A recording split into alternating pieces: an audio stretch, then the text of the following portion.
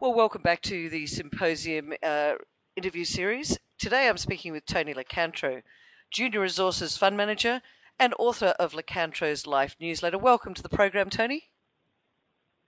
Thank you, Kerry. Always a pleasure to be here. Now, you're coming across from Perth to be in our lovely city of Sydney in October as a keynote speaker at the Gold Symposium. How do you think the market's going out there for the junior resources players at the moment? Well, since January 2011, we've been pretty much smashed all over the park. And this year, there was a fear that tax loss selling would be quite severe.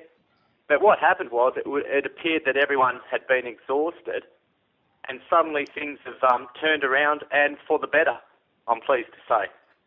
Yes, we're finding that a little bit about that at the moment as well, that it just seems to be there's a little bit more optimism in the air. Is that what you're finding? Well, I think it's all about greed, Kerry. I think a lot of people have just been sick of losing money and bad news and a lack of movement, and suddenly some people start making money, and in this case, it's been on the graphite stocks. So anything with the word graphite has had a huge run, and this is now extending to companies in gold and nickel stocks, and even good old zinc's had a bit of a run as well. Now, going back to the run in the graphite, do you think that's all a little bit of hysterical speculation at the moment? Do you think that's potentially a bubble that might burst in the near future, or is there a true market? Well, there's put it this way: there's no worldwide shortage of graphite. So the way I see it is that with a commodity that you can't see the price of every minute of the day, like gold, I think that the graphite sector pretty much will just suffer from an exhaustion of buyers. And you look at some of these stocks that have had the huge runs, and they all seem to be running on the back of Syra, where there's been talk of a Glencore takeover and corporate activity.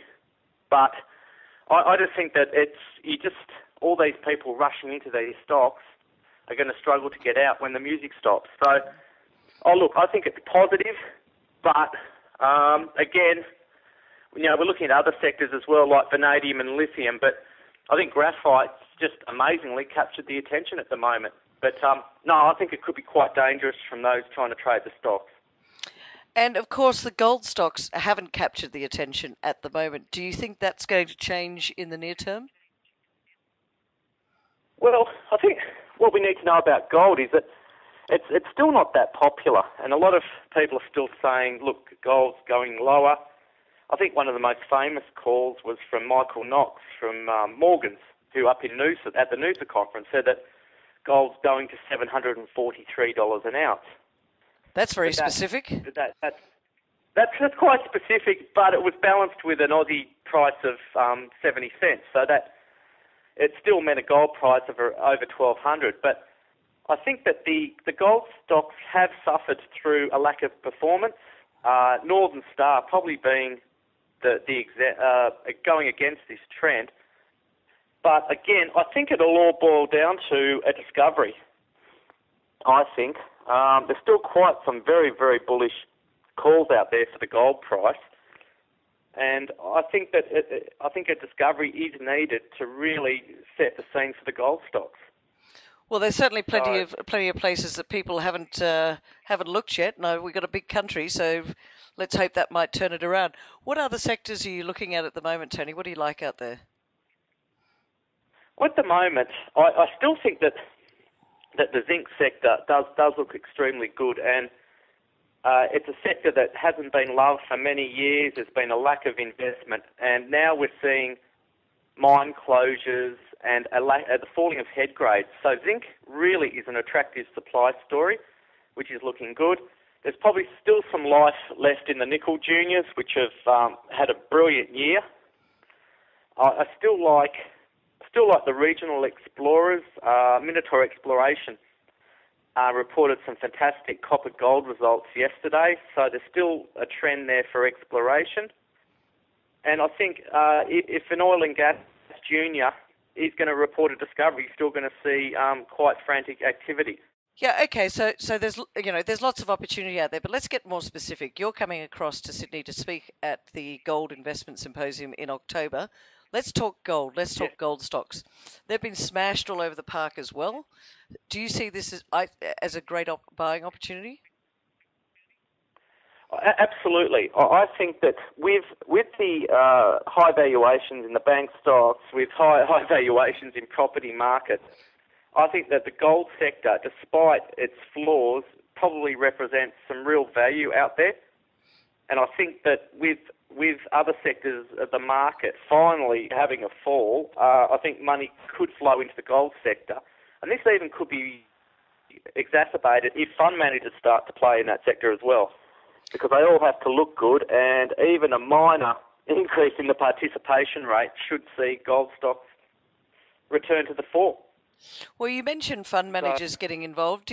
They haven't loved the sector for a while. Do you think that's going to change anytime soon? Well, I think there's a chance it might. It's just based on the fact that, look, the yield story has performed so well for so long. You know, banking stocks have had this incredible run-up on the cheap money and the massive increases in property prices. And I think that could well change. And once a sector of the market starts to perform, I think you'll see money, the hot money, move towards that sector.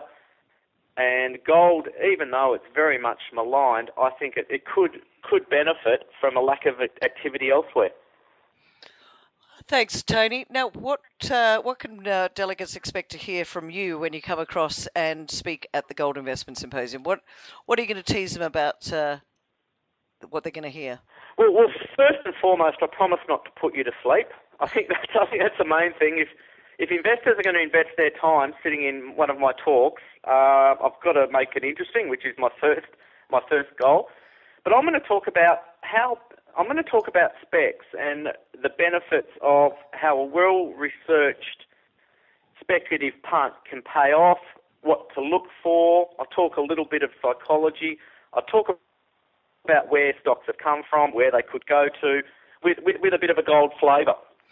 A bit of an all-round talk. Yep. Are you going to be mentioning any? You're going to give your favourite picks? I will come up with some picks, but again, you know, the market's dynamic, so they'll be incorporated at the last possible minute to keep the talk nice and fresh. Tony, I think it's going to, once again, it's always a pleasure to talk with you, and I'm very much looking forward to what your top picks will be at the Gold Investment Symposium in October. Thanks for talking to us today. Absolute pleasure. Thank you.